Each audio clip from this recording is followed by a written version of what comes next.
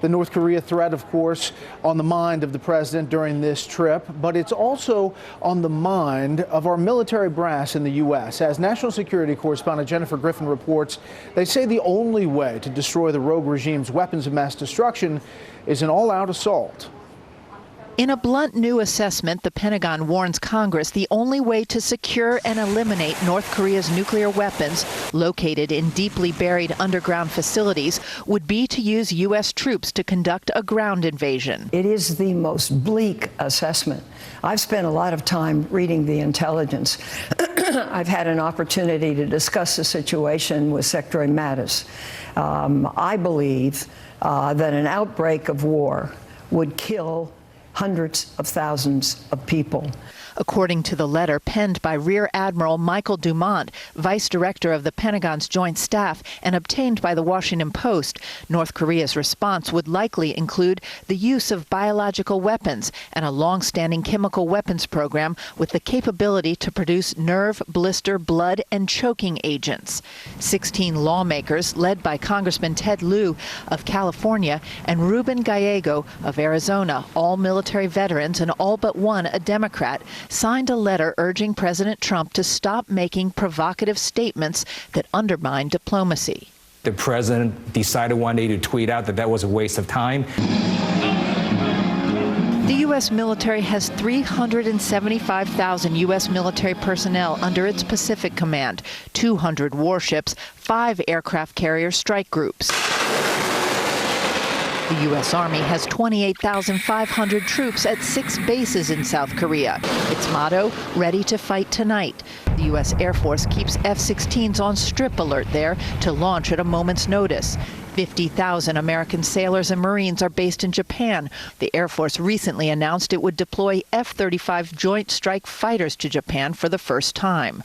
7,000 U.S. troops are based in Guam, along with U.S. fast attack submarines and a new rotation of 6 B-1 supersonic strategic bombers, which conducted a training mission near North Korea last month. We dominate the sky. We dominate the sea.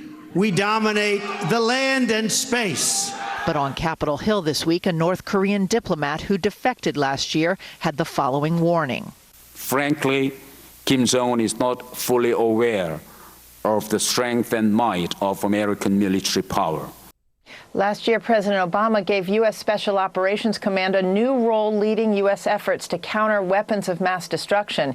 U.S. Special Operations troops would lead any operation to pursue North Korean nuclear weapons. Some of that fighting would take place underground in tunnels.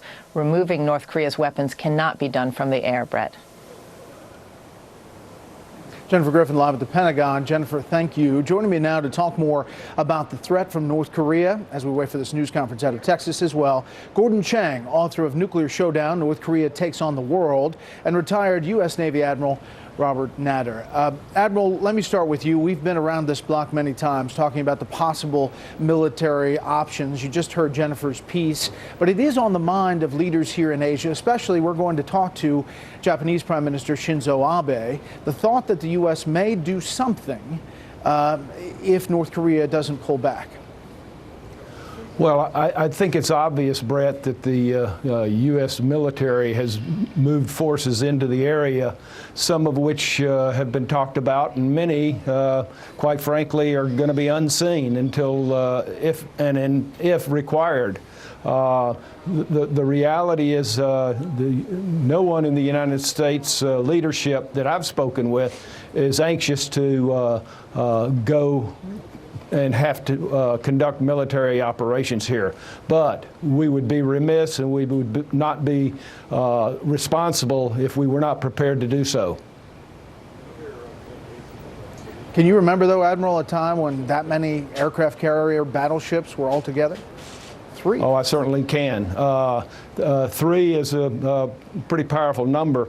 What you have to remember is that it represents over 1/4 of our aircraft carriers and a good number of our surface ships and submarines, most of which are unseen. But, for example, during the invasion of Iraq, we deployed 5 carrier battle groups. The benefit of those ships is that they can deploy anywhere, anytime. International law allows us to go anywhere in international waters, and we often do. Yeah, I met the battle groups as well. Gordon, if you're these leaders here, what are you expecting out of this trip as you meet with President Trump on the issue of North Korea? I think the most important thing will be the trip to Seoul, because right now you have a South Korean leadership that is very much pro-China, pro-North Korea. There was just an agreement on Tuesday between South Korea and China, and the South Koreans, although they are our alliance partners, didn't talk to us beforehand. And so this is a problem that Trump has got to deal with when he's in South Korea. And the Chinese are going to be taking their cues from what happens in Seoul, because if Trump has a successful stop there, they, I think, will be accommodative toward Trump. But if we don't have a good stop there, then I think China will be even more recalcitrant. You know, North Korea is at the top of the issue, and I think that it all boils down to what happens in the South Korean capital.